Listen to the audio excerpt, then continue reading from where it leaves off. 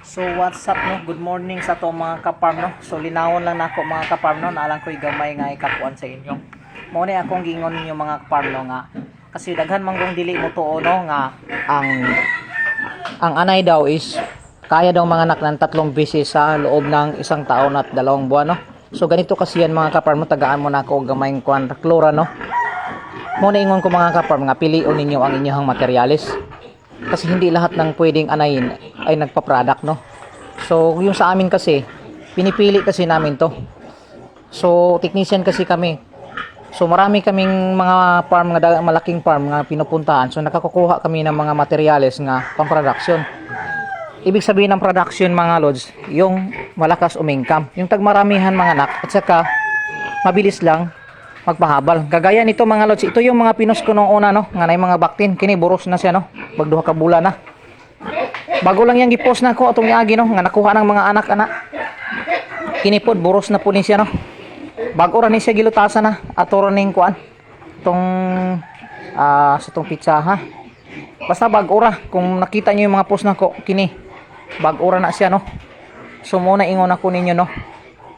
Kaya sinabi ko nga 1 year and 2 months 3 beses mga anak no. Naglulutas kami ha, 35 days lang. So palapas na mo 5 days lang. Tungod kay dagko na gyud siya kay kusog naman siya mukaon.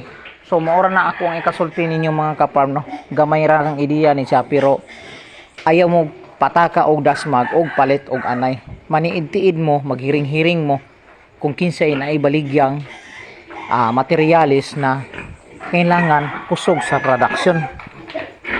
Tapos, kapag makakuha kayo ng anay, pwede kayong mag-breeding ng boar. Sa boar, isa din kasi yan mga lods, sa boar, no? Ayan mga lods, ito yung boar namin, no? Kita nyo, sobrang laki, no? Sumasampa sa pader, oh. Kita nyo yung pader, oh. Muna siya among boar nga gigamit, no? So, muna siya nga, ang iyahang mga anak is dagko gid siya tungod sa boar. Kapag quality yung boar nyo mga lods, tapos quality din yung mga inahin nyo, tendency talaga yan siya nga ang inyong mga biik is malalaki gid siya. Parehas ani pakitaan ta mo ha. Kini siya ay himutakal na ko ni. Wala pa ni siya malutas sa ang lutas ani is 30 gikuha na nako tungod kay dako na kay siya oh. Anawa ninyo oh.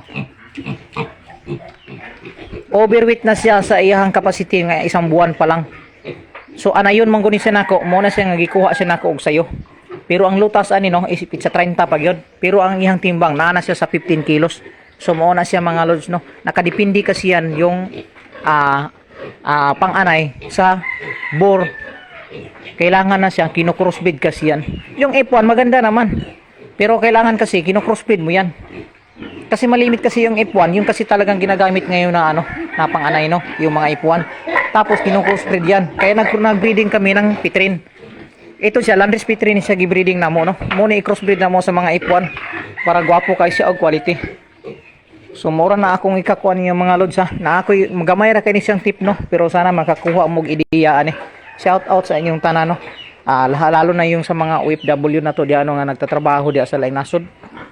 So, baka makahuna-huna mo og negosyo. Naara po kayo gamay katabang ninyo nga ideya. So ideya ra ni ako ha, dili ingon nga ang uban kasi abusado kaayo. Gusto pa bigyan ko sila ng competition isa-isa kung paano sila o nga ano. Ideya lang ang binigay ko sa inyo, hindi yung ako pa magmamanage ng negosyo nyo. So shout out sa inyo mga lods ha. Ora na, sana nakakuha to ng gamayng tip sa inyo ano.